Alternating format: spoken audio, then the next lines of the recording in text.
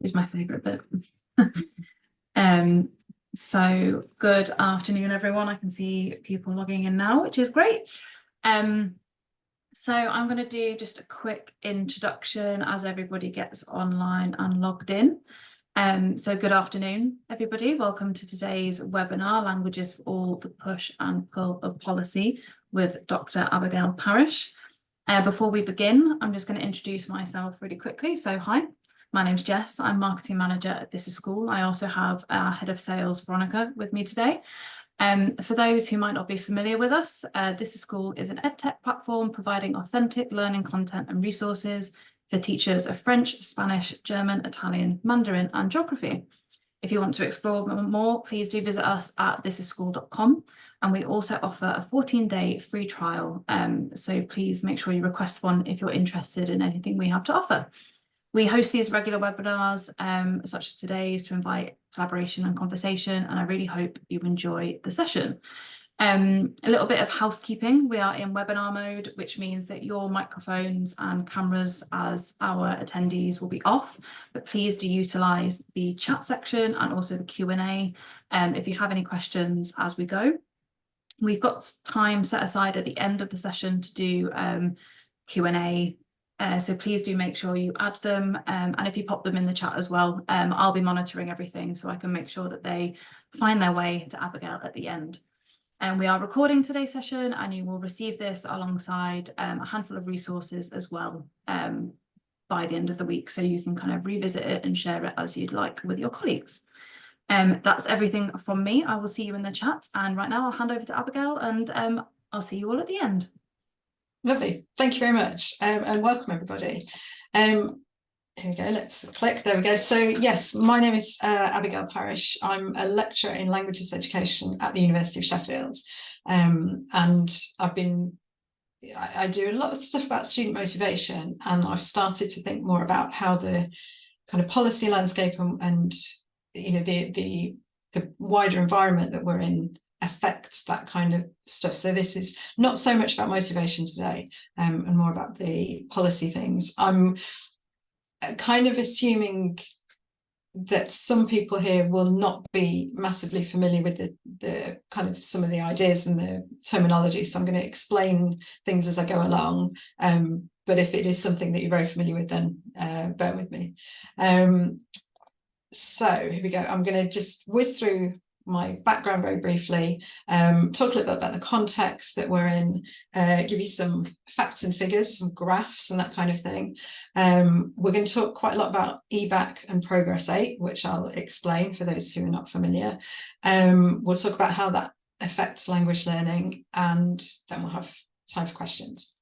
I'm going to draw quite a lot on work that is coming out soon. Those of you who are academics will know, you know, how long is a piece of string.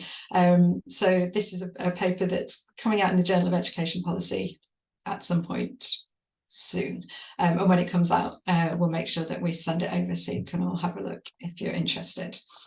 So this is me. I did my degree. This is a test to see if you recognise any of these logos. Did my undergraduate degree at the University of Nottingham, which included languages.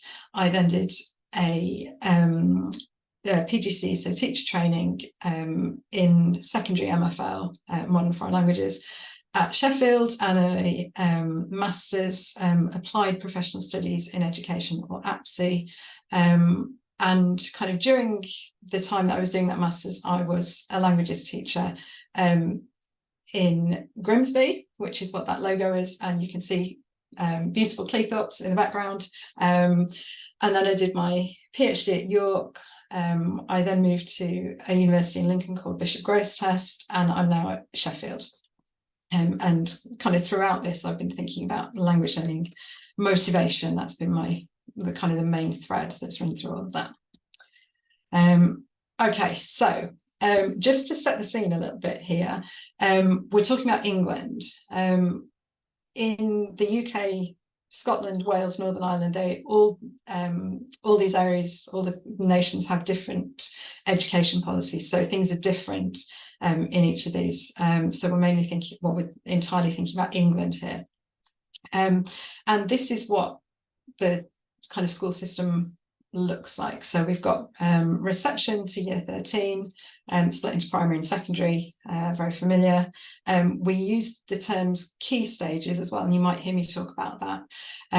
So secondary school is key stage 3 and 4, and then key stage 5 is the sixth form, which may or may not be part of secondary school. And compulsory language learning spans the end of primary and the beginning of secondary school. So from the beginning of key stage 2 to the end of key stage 3, which is ages 7 to 14. So if you're from another national context, you might be quite surprised to see how small that kind of age range is. Beyond that, it's optional. Certainly at a level of national policy, modern foreign languages is optional. In certain schools, it might be compulsory, and this is where things get a bit kind of complicated when you want to look at policy and when you want to look at motivation, because different schools make different decisions in that time period. And that's where students are studying for their GCSE exams, and beyond that, it's A-level exams. So that's some of the kind of terminology that I'll be using to describe where we are, which hopefully, if you're not familiar with it, you can keep in mind enough to see where we're going. And this kind of secondary school period is what I'm most interested in. Usually I don't do a lot in the kind of A-level and beyond, and I haven't yet done anything that's to do with primary school. Okay, facts and figures, as promised. Here is a graph. So what you can see here are the exam entry figures for GCSE. So this is the exam that students take at age 16. And you can see French is the top line in green, blue is German, purple is Spanish, and other languages are running along the bottom. So you can see this is there's quite a big decline, particularly in French. And there's a few kind of key things that have happened over time, but you can see from that there's this kind of key decline that is really why those of us who are interested in this kind of thing, that's why we're interested in it. You can see down here, particularly for other languages, there's a drop off during the pandemic, which is to do with the way that when exams were cancelled, the way that grades were allocated, because a lot of those other languages qualifications are taken by students who don't learn the subject in school. So they're essentially heritage language speakers. So during the pandemic, that had an impact on that subject because they weren't able to be entered for GCSEs. Over here, this decline, some of you will be very familiar with this. This was a big policy change, and we'll talk a bit more about it as we go through. But this is the point where languages became optional at GCSE. It's often called the end of languages for all, and this is a really big, kind of turning point. And also here you can see the things get a bit strange. And that's to do with EBacc, which we'll go on to talk about. So you can see these kind of key points in the graph. From that point where languages for all was withdrawn, if you like, when the policy ended, that's really, all of that is something that we talk about as a crisis in language learning. I'm not sure you can have a kind of 20-year crisis. I think maybe there's a different word that might be more appropriate, but for language educators, this is something that we don't like to see, this big decline that's been happening. But the good news, I suppose, is if you look at this, is how much Spanish is increasing.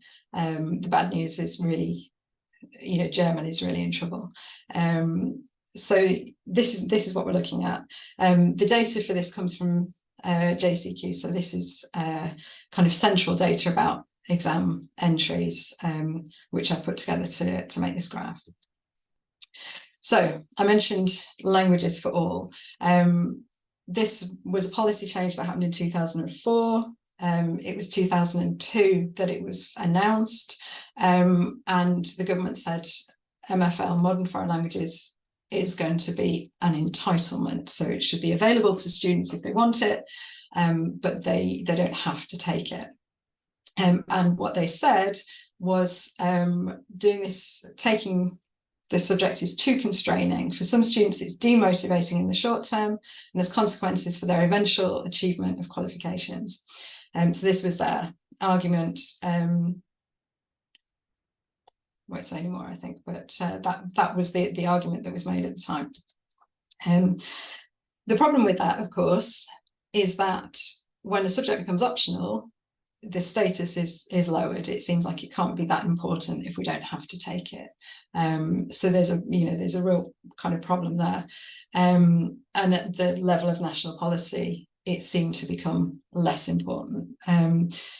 As I kind of alluded to at the beginning, this is not the case in every single school. Some schools then and now continued with compulsory MFL, but it's really kind of patchy. There were some schools that were specialist language schools and had extra money. They don't have extra money anymore. There's been a lot of kind of policy stuff going on here that's affected the status of the subject and how students perceive it. There's quite a nice discussion in these papers, and we'll send them over to you, about that was kind of going on at the time, a bit of back and forth about what this meant and whether the policy change was the key thing, because even before 2004, it wasn't the case that every single student actually took a GCSE. It was about 75%. There were kind of various other things, other kind of options kicking around that kind of came and went. And there was also just some students were withdrawn for kind of some reason. And even though this was supposed to be a compulsory subject, there was no penalty if it wasn't taken. So this idea that the subject is optional is a problem. It's a problem for the kind of perception of how important it is. I wanted to show you a few comments that I've got from students, because they're always interesting. So I've put the reference at the bottom where you can see a bit more about this.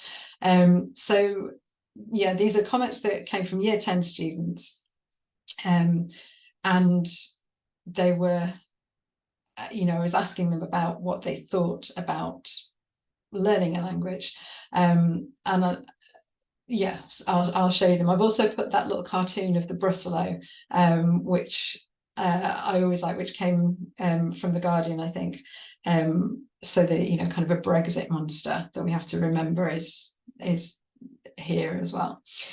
So one student said, well, the international language is English. Why do I need it when I'm not off to a country where they do not speak a language I do not know? You should not learn other languages because everyone should learn English. Interesting. I like this one, capital letters. They're boring. We shouldn't have to do them. Everyone should speak English. And this one's my favourite. I'm happy speaking my language. Why would I want to learn any other? Also capital letters. So you can see this subject is now optional. It's been optional for a while when these comments were gathered. And there's a a sense amongst the students that I talk to, obviously not all students, that this is not necessarily something that they want to be doing or should be doing. There's various reasons for this, and one of the things that's a problem and that's been discussed more widely recently, I think, is about the nature of the curriculum and what we're teaching, or what we're being made to teach. This is not a problem in individual classrooms. This is a bigger problem. A lot of the content it's kind of based on the idea that the student in front of us will be a tourist, so they'll be traveling. They will then they'll need to have interactions based on reserving a room and ordering food and those kind of things, and or they might want to talk about previous travels. It's not about work or family interactions that you might have if you you know, if you were either a heritage speaker or, you know, your family circumstances changed, you moved abroad for work or for personal reasons. It's not about that. It's about this kind of tourist stuff, which isn't kind of accessible, isn't something that's of interest to some students. It's not kind of recognizable. And the other thing that for me is a massive problem is how much the assessment is focused on accuracy,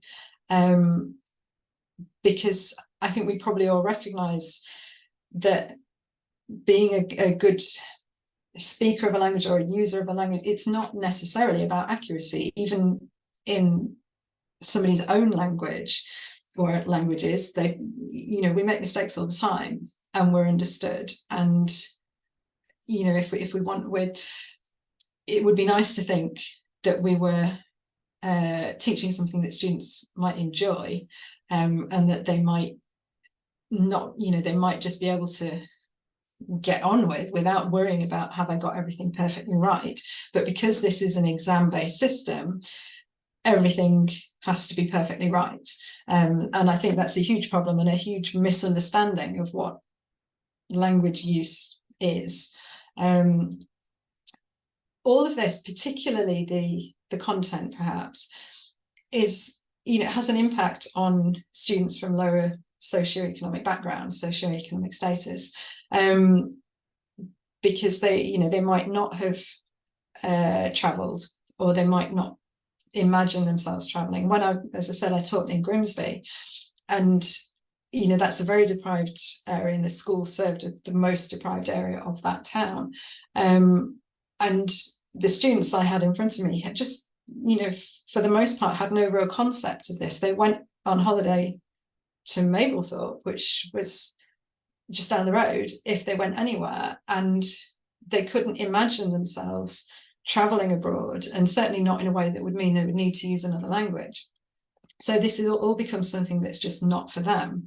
And something that I refer to in the paper that I mentioned is the idea that it's a hidden injury of class, that there's a socioeconomic thing going on here that means that a system that's essentially designed by, in the scheme of things, certainly, people with privilege and wealth and education and those kind of things, is being imposed on a whole range of students, and not necessarily in a suitable way. So I think we've got something happening here that we need to be aware of.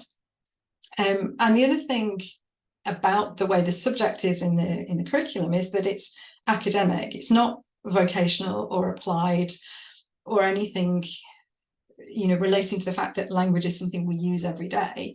It's seen as academic and presented that way by government as something that's hard and therefore valuable and needs a lot of work putting in. And of course it does in the school sense, but everybody uses language, often multiple languages, in life every day. So it doesn't need to be taught in that way necessarily. And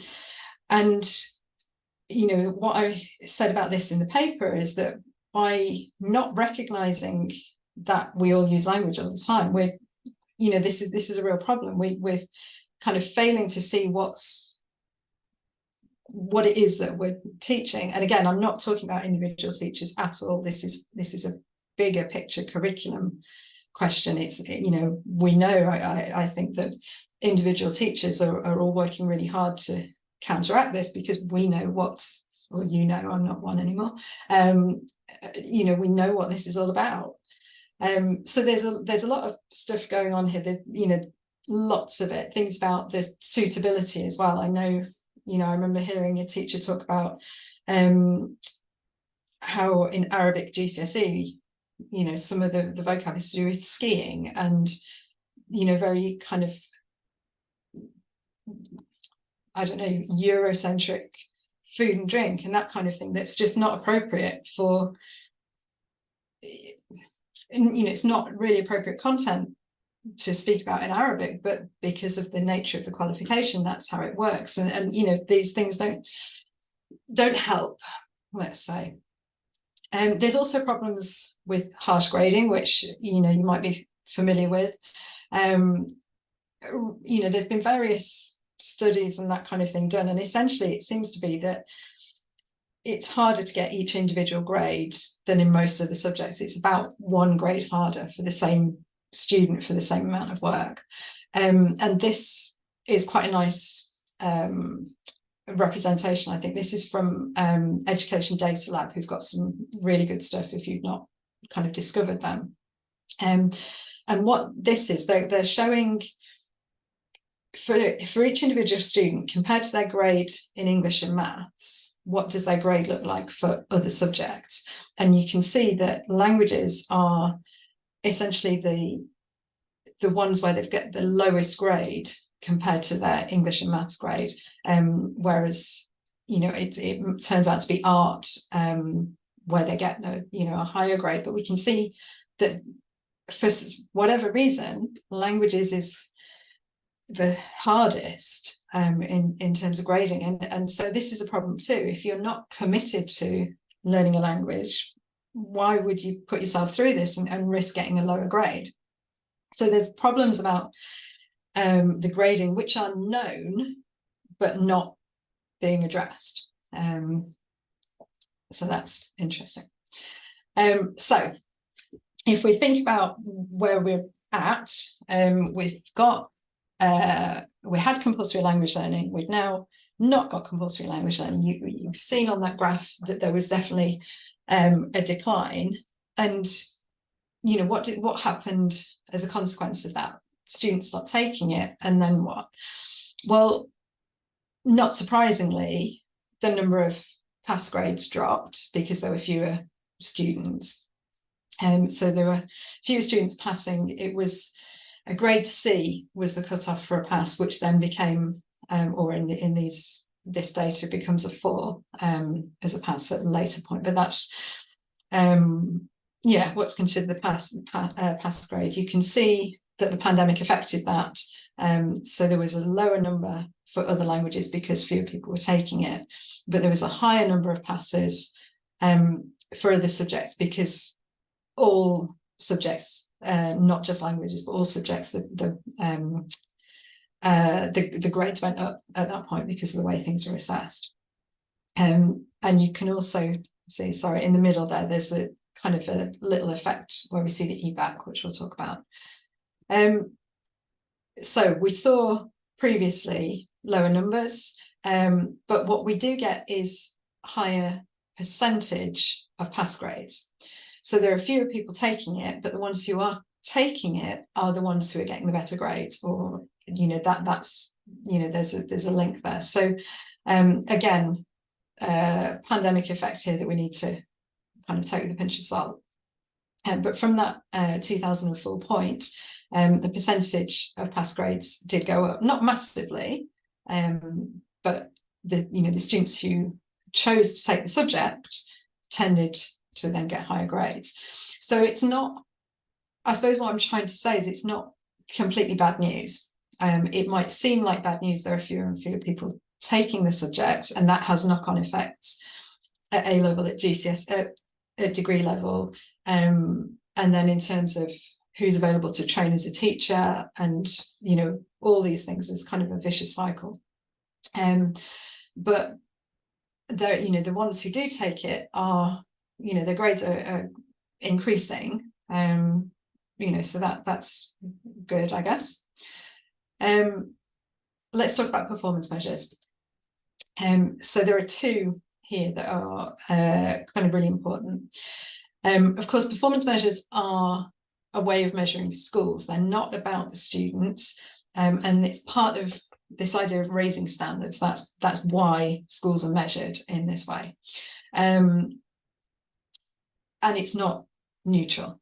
The idea that we measure performance of anything, it's not a neutral act to do that. There's imposition of, well, not external standards necessarily, but somebody else's standards on the people being measured and on the things being measured.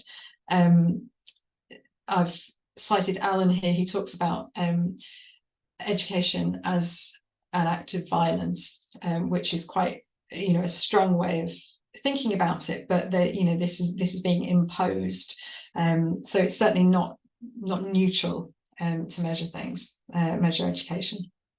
And the first one that I'll talk about of these two is the EBacc. So EBacc is the English Baccalaureate, if you're not familiar with it, and it's a set of 5 subjects. So students have to take English literature and English language at GCSE, and maths, and then science. There's a kind of a bit of a complicated way of, what counts as science, but some science subjects, a language, and then geography, history, or ancient history, so a humanities subject. And you can see here I've got 2 columns with languages. This is all the GCSEs currently available. They've shifted slightly, but essentially French, Spanish, and German are the ones that pretty much, they account for the vast majority of this, which is why in the graphs we've seen it's been those 3 plus other.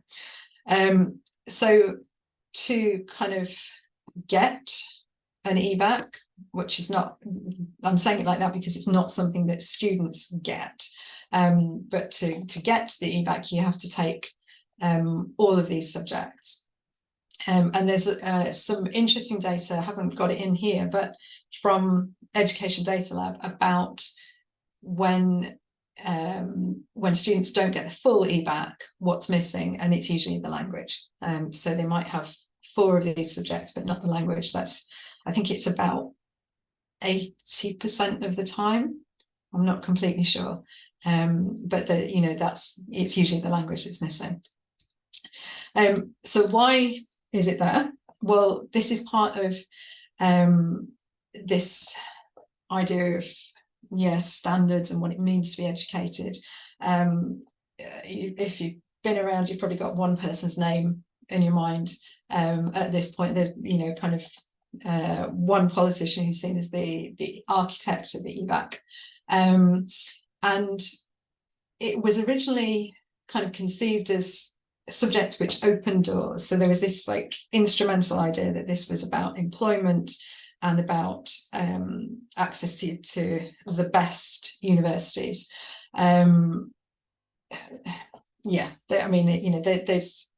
There's essentially it's an ideological position that was taken, that these are the subjects that are of value, and you'll notice there's no creative arts subject in there.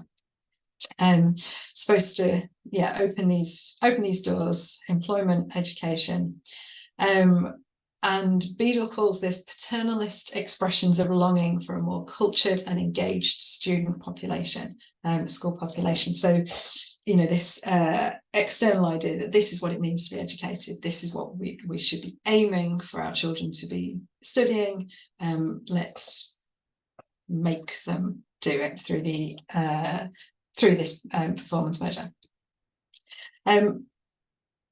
It's a performance measure and it's based on passes, therefore it's not about studying a subject, it's about who passes the subject. So it's not enough to learn about something, you have to then prove that you've learnt about it. And so it's not about the joy of studying it, it's definitely about the instrumental end outcome, which is not kind of a great position. And there's also this what's in and what's out is a problem. We're kind of lucky as linguists that we're in the EBacc because that raised the status. We talked earlier about optionality and the status, and so this raised the status of the subject, but it was a really difficult position to be put in because art and music, that those subjects really suffered, anything that wasn't in the EBacc. And there's also a tension with the idea of a broad and balanced curriculum, which is something that the government is also talking about. And it left students with few options. If they were being directed to take the EBacc, which some were, then they didn't have many options, which was a problem. So what schools were doing at this kind of time, which is why there's like a bump in the graph we saw, some schools were saying, okay, so the guys that we think will pass all these subjects, we're going to make them take all the subjects because we, the school, need to have high EBacc rates, and everybody else might have a choice. And you know, that kind of unfairness was a problem as well. And I'll show you a little bit of data on that. So schools are required to report the numbers of students taking EBacc subjects and then passing them. It's a score for the school. It's nothing. The students don't get anything for this. They get their GCSEs, but they would get them anyway. They don't get anything extra. And of course, there was already a measure of 5 A star to C passes. You know, that was something schools were measured on before. This just structured that more tightly. And so we really need to keep in mind, this is not for the students at all. This is for the schools to be measured by. So the other measure that's kind of in the system is progress aid. Now this one is different. It looks at 8 subjects. English and maths are in there, 3 EBacc subjects. So it could be anything from that previous table, and then 3 other subjects. So you can see already it's much more flexible, which is good for students, but MFL, you know, it doesn't prioritize MFL in the same way. So that's why there's no kind of progress 8 effect in the graph. And once this came in, which was later, then schools had more of a kind of an option of, well, maybe we won't prioritize EBacc because it's kind of complicated and you know, it's restrictive and students don't like it, and we're worried about the harsh grading. So this, you know, this was a kind of a way of like a different route that schools could take, which then meant that MFL wasn't necessarily such a high status subject anymore. And what progress aid does is it looks, you know, the progress part is important. It's about students' progress since year 6 compared to peers with similar attainment profiles. So essentially they look at year 6 scores in English and maths, and then how that's, you know, what's kind of what the value added is. So it, you know, it's looking at something different, which is good because it means it's not just about the perceived higher attainers, but that measurement thing is still an issue. And what happens here again, because this is for schools, so you know, it's an average score based on you know, what, like pupils' attainment, and it gives a number that's either 0 or more or less than 0, depending on the progress. So a positive number is a good thing. It's showing there's more progress in this measurement. And again, it's about the school, it's not about the individual. So all of this is a way of measuring schools, but it's the students that have to do the not exactly do the work, but you know, they're the ones that are being measured, but the schools are the ones that are getting the benefit or otherwise, essentially. And yes, of course, it's good for students to be encouraged to achieve more, but that's what schools do anyway, so they don't need to be measured on it in this way, arguably. Yeah, so you know, there's these 2 measures, but they're pulling in different directions, because one is saying, okay, MFL is really important, you need to include that, that's what it means to be educated, you can speak a foreign language. And then there's the other one saying, well, lots of subjects are important. It kind of, you know, it could be a language, could be 3 languages, doesn't have to be any. And so what, you know, what are schools doing in the middle of that, and what do they prioritize, and how do they make a decision? different schools are going to do that differently, of course. So there was this EBacc effect. That's what's kind of labelled in that box there. So at that point, French and Spanish GCSE entries went up because schools were saying, ooh, EBacc, we really need to make sure we get as many students to do this as possible. And so that meant there was a higher number, although not a higher percentage, of pass grades. But it didn't really have that impact on the outcomes. It was just numbers. But of course, this is about numbers. So in some ways, it did what it was supposed to, kind of. But it had a negative impact in various ways on the students. So I was doing some research into motivation and choice at this point. And this was where students were really, in some schools, being really strongly streamed into EBacc pathways and non-EBacc pathways according to perceived attainment. And I asked them about the choice they'd had. And the box on the right, where students said I had to take a language because of my grades, was the kind of EBacc box. I didn't quite label it like that, but that's really what was in there.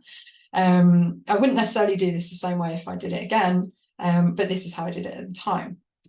And I used self-determination theory, which I continue to use to measure motivation. So I'll just show you this, and then I'll show you what the kind of impact was. So self-determination theory gives us a continuum of motivation, and it goes from, well, in the way I used it here, from external regulation to intrinsic motivation. And those three on the left are different forms of extrinsic motivation, but actually they're characterized as controlled and autonomous. So essentially the autonomous kinds are if you like, the positive kinds of motivation linked to positive outcomes in terms of higher grades, better engagement, more likely to continue, better well-being, various things like that. So we're looking for that kind of motivation, and when we see that, that's kind of a good thing, a good effect. And what I found was, of the students I asked, which was about 600, I can't remember the number off the top of my head, but they, you can see here the percentages of students in the different groups. So most of the ones I worked with had or did consider themselves to have had a free choice. And those ones were more intrinsically motivated, which is not surprising. They had a choice because they enjoyed it, they chose it. So that wasn't massively surprising. They were also more motivated by identified regulation, which again is an autonomous form of motivation. So they were taking it because it was important to them to take it. So this is not a massive surprise, but it's a useful finding to have the data for it. In schools where everyone took a language, so it was essentially high status in that school, again there was lots of intrinsic motivation. These are the kind of strongest kinds in those groups. But where students had been streamed onto it because of grades, so essentially an EBacc pathway, it was this external regulation, which is the least positive, if you like, on that continuum. So this was where students were really finding, they were just doing it because they had to. They weren't actually particularly motivated to engage in it, which meant they were likely not to be engaged in the classroom, kind of switched off in the classroom, and therefore not getting particularly high grades, not minded to continue, not driven to undertake the work. So essentially where we're streaming students onto pathways, we're causing them problems. Where the subject is compulsory for everybody and therefore high status, the problem doesn't exist. It's that like discrepancy between what some students have to do and others don't. That's where the problem is. So EBacc pathway is not great. I did some interviews in one school, and it was a group interview with 3 students, and they were all in the same class, and I said to them, did you have a choice about taking your language GCSE? And all of them absolutely together said to me it was strongly advised. So essentially they hadn't had a choice. They'd been left in no doubt that because they were considered clever, they should be taking a language. And I think this was common at that time. I think it's less common now, partly because it's hard work for the schools. But yeah, it's not a great pattern to be using. And I've listed a whole load of references here because self-determination theory, which is where this all comes from, is very well supported by loads and loads of studies. And essentially, that autonomous motivation leads to engagement and outcomes, and then controlled motivation, decreased engagement, worse outcomes. This is very strongly indicated in the literature. So it's really something we want to be aware of in schools. Yeah, it's great. So EBacc is kind of pulling some schools, and certainly did pull some schools towards focusing on MFL.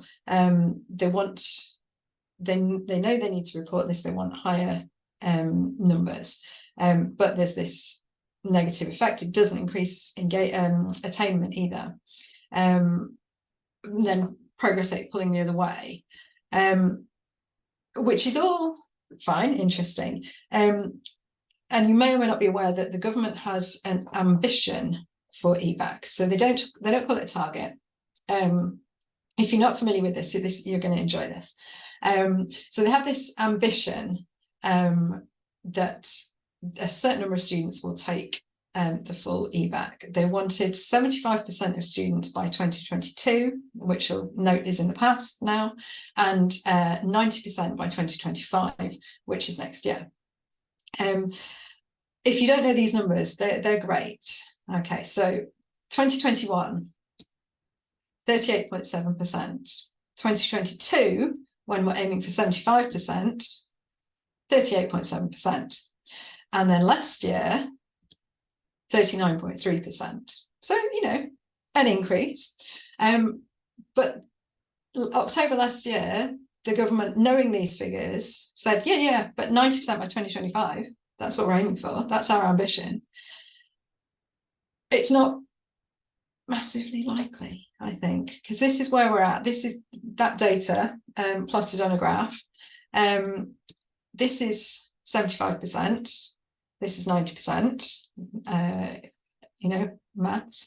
So there's, it's quite a lot of percentage points that we need to go up by here to get to the point we need to be at. So we need to have 123% more students, so more than doubling the number of students we've got to get to this point in 2 years, and we're already in 2024. So this is not, I think, massively likely. And one of the problems, amongst various problems, is the number of teachers. Now, teacher recruitment is a problem at the moment, regardless. And Education Data Lab did some number crunching on this, which I think is quite nice. So what they did was they looked at class sizes, and they said, okay, we could make classes bigger without adding extra teachers. So some classes have, let's say, 20 students at GCSE, but they could have up to 30 or 20, I can't remember what their boundaries were, but they could add more students to that class. Okay, no problem. So they said, well, there's about 79,000 empty seats in these classes. So we could go from about 50% of students being entered for a language, not necessarily an EBacc, to 65% without new teachers. Okay, that's fine. But that still leaves 190,000 students who need a new classroom. They need another lesson. They can't fit into lessons that already exist. And the upshot of all this was needing 3,500 more MFL teachers from the point where they were doing this in 2016 to be able to have 100% EBacc take, or at least the MFL part. I don't think we've got 3,500 more teachers since 2016. So this is a challenge, I think. And so but of course schools are not attempting this, but the policy situation is saying they kind of should be, but it's completely impractical and essentially nonsensical to be able to do this. But 20 years ago we did have languages for all. This kind of picture was a lot more reasonable then, but given the decline and all the things that have come with it, we're kind of stuck. This is not really very likely, I think. So we're in this weird position now that the government are saying yes, languages are important. They've put money in recently. There's been 2 language hub programs doing various different things to support language teaching. The EBacc values languages. The government is still pushing the EBacc, but because of the nature of the curriculum, it's seeing it as this academic thing, and that's part of what the EBacc is all about, the academic subjects, which is different to what we might understand of the purpose of language learning and language use. So there's a kind of problem here. Yes, it's valued, but only in a certain way, and language departments are closing at universities, and what do we kind of we haven't got we haven't got sufficient support to be able to kind of match this, and then we've got performance measures and the exam system and everything that doesn't recognize what language learning and language use is meaningfully about. So we've got a real problem there, and because of harsh grading and various things, and also the impact of socioeconomic status, we're not supporting students to choose this through the kind of policy landscape, to choose a language. And again, none of this is about what's happening in classrooms, because we know about this, that the teachers understand what this is all for, and are hitting up against these problems all the time. So this is really a kind of big picture policy landscape situation that but there's only so much that we can do, and if more could have been done, it would have been done. And there's certain kind of key figures over the last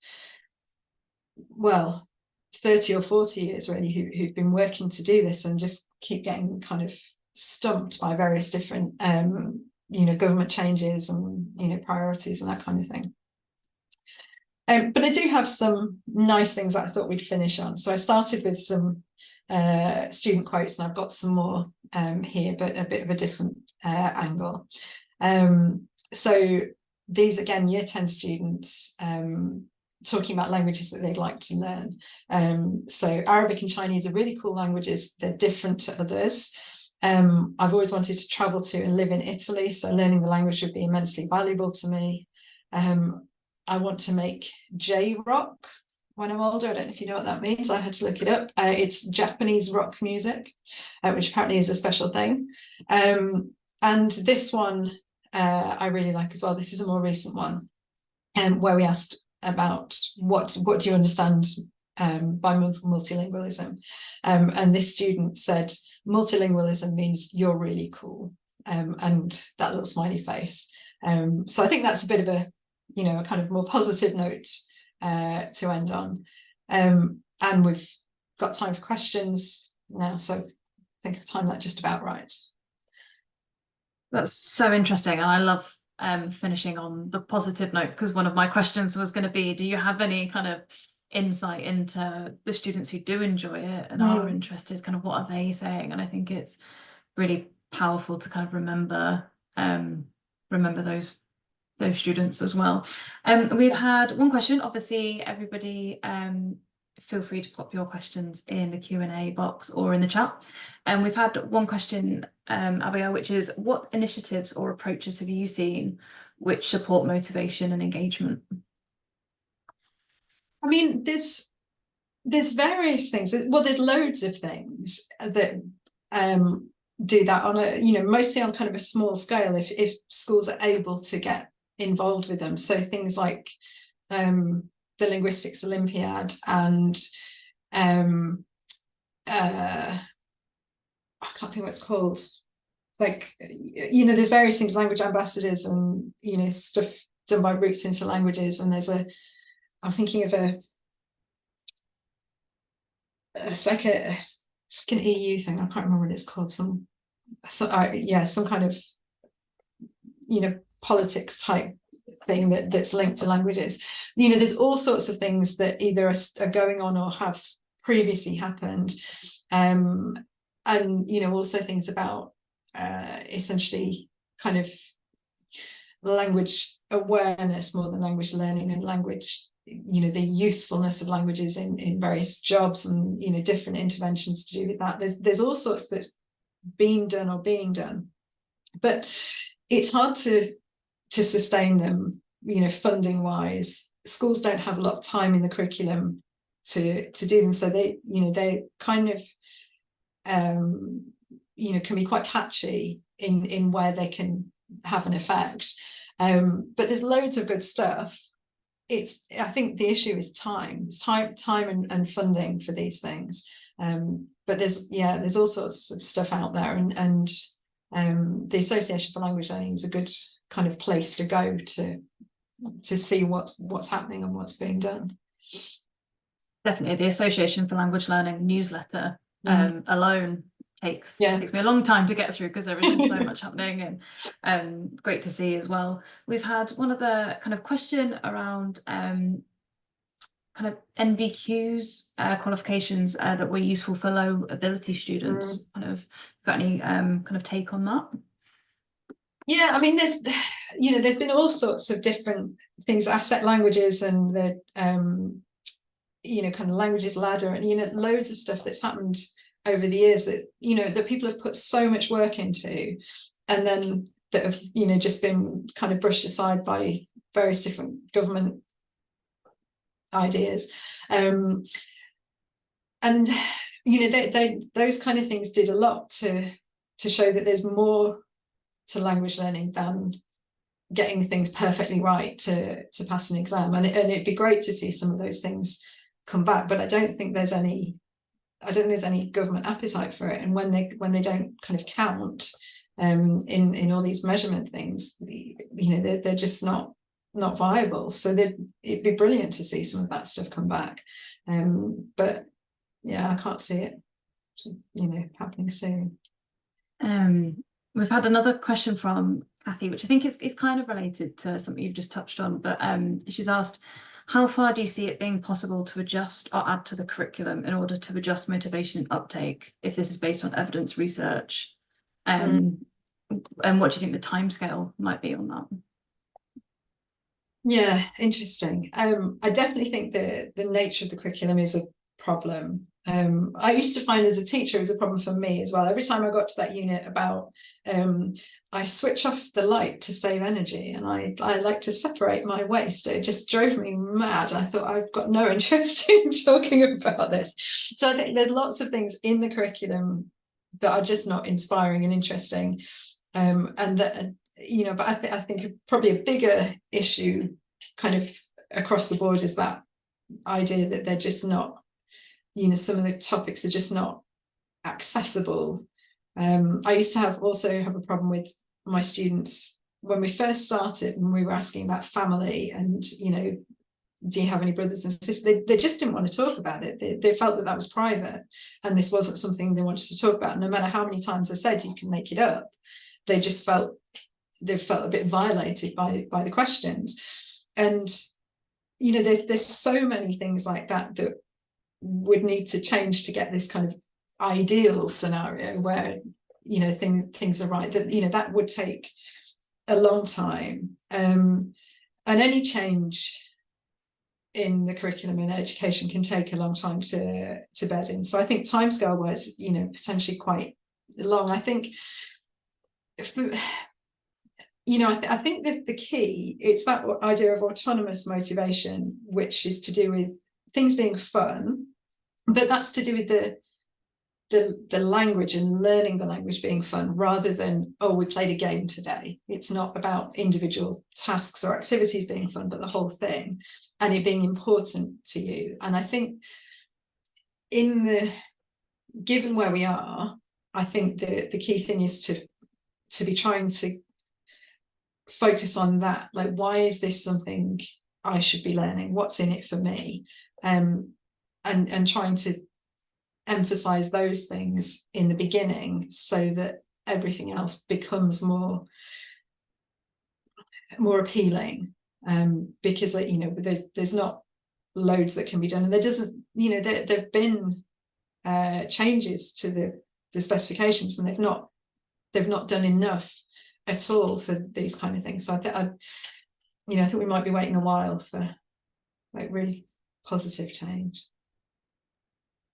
And again, kind of links, I think, quite nicely. We've got a question from Annabelle, who asks, what can we do as teachers at the school level in our individual schools to improve or change the situation? Yeah, I think it, as you say, it's linked. It's, you know, it's knowing your own students. So, you know, and maybe in some ways this is why some initiatives don't work that well, because they don't apply to who's in your classroom. But, you know, based on what you know about your students and their you know, their backgrounds and their lives in your area, then what can you use to hook into why this is important for them? Because there's a really, actually, I'll add this to the resources that we send out, a really nice paper from 2014 that looks at like perceptions of why why the subject is useful. And it found that when we try and say languages are useful because they open doors, and languages are useful in case you want to travel, you know, in a general sense, it just doesn't work. It has to be something that's useful to that student so that they can hook onto. And so things, you know, there where that student said, I want to make J-rock. Of course, we can't go around each student and say, okay, it's J-rock for you, it's anime for you, it's this for you, let's tailor something. But knowing broadly, okay, they're really into this kind of culture side of things, and what can we do about that? And where can I find, you know, yeah, I'm not teaching Japanese, I need to find some Europop, you know, some kind of music that they'd be interested in, and can I find that and use that to turn them on? But the problem is it's curriculum time, isn't it? It's where's the time for this when we're under so much pressure from, you know, all these measurement things, and you know, I don't have a solution to that, but I think the understanding what's driving the students generally and trying to then link that to what we're doing in the classroom is probably the way, you know, the best way that we can try and approach it, I think. It's really interesting. We had a series of webinars with one of our US teachers, and she was talking about getting students talking, and she realized that she's a French teacher, talking to them about Taylor Swift in French. Yeah. But they could only engage in French, and suddenly they all were there, and they were engaged, and they were talking in their target language, and it was because much more interesting she recognized that hook.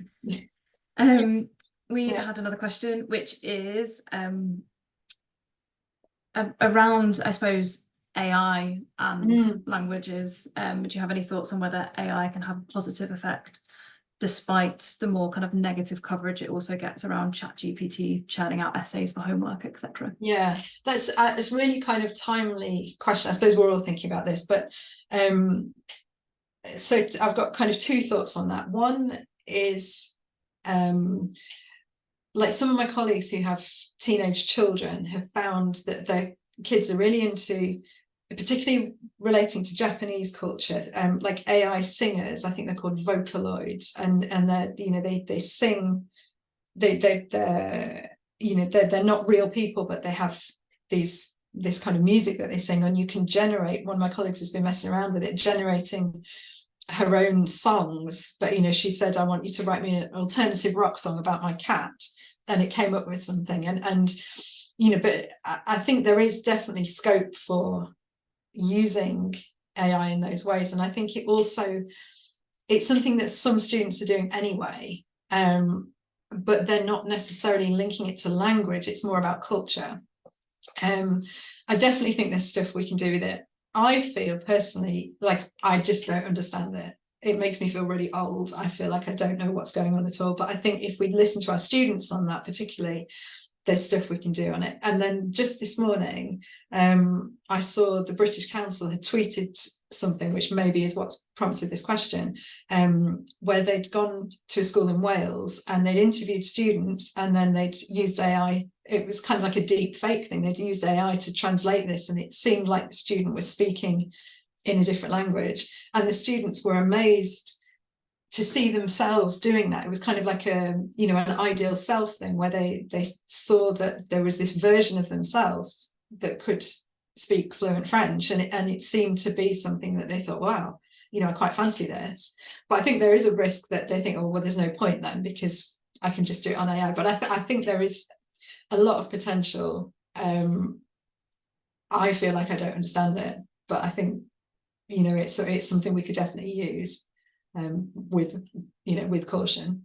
It's, I suppose it's similar to, it's not the same, but similar to that idea of listening to the students and talking to them about the content that interests them. I think AI as a tool as well, how they're using it, how they would like to use it. Anne says we'll soon be in the realm of intergalactic translators a la Star Trek. So perhaps perhaps that is the future. maybe that's it. Yeah. Fantastic. Well, I think that is all questions answered. So thank you so much to everyone for joining. It's been so interesting. I hope you've all found it really interesting as well. Feel free to find us on social media and let us know, or on email. We also have other webinars coming up, so please do take a look at those. I will be in touch before the end of the week with the recording and accompanying resources from this session. And yeah, I think that's everything from us. So thank you so much. Feel free to share with your colleagues and connections as well. All of our webinars are always free to attend, and we'd love to see you at our future ones. Thank you so much. Okay, thanks everyone. Thanks everyone.